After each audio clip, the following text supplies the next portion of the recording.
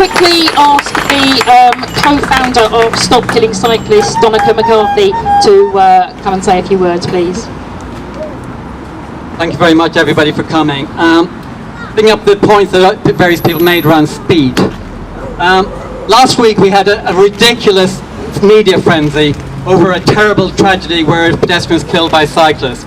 They were cycling at 18 miles per hour in a 30 mile per hour zone, and the entire national media went nuts, provoking a police cyclophobic outrage against cyclists that are endangering their lives from anger from road users unnecessarily.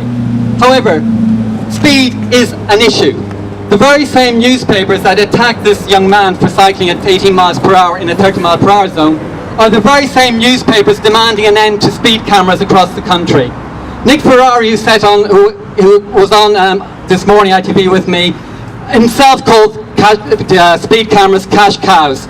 It's an outrageous campaign by the newspapers to say that cameras are cash cows. Cameras are there to make cars go at the right speed.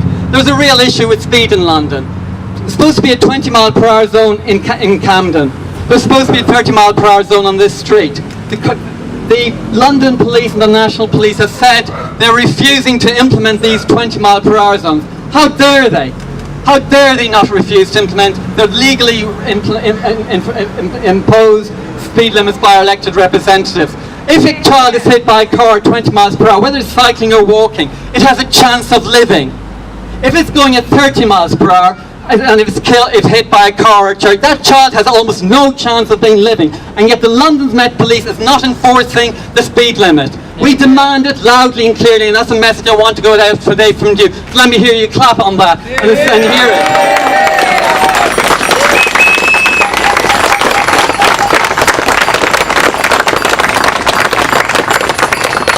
It's time for the Met Police to enforce the extraordinary frenzy over the cyclist not having a front brake.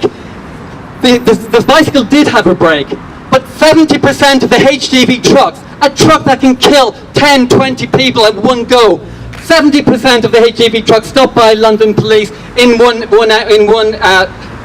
project were dangerous to drive. 70% of the HGV trucks that they stopped were dangerous to drive. The London police have a job to do, and we demand that they do it as Cressida Dig. And finally, the point I want to make is the boroughs.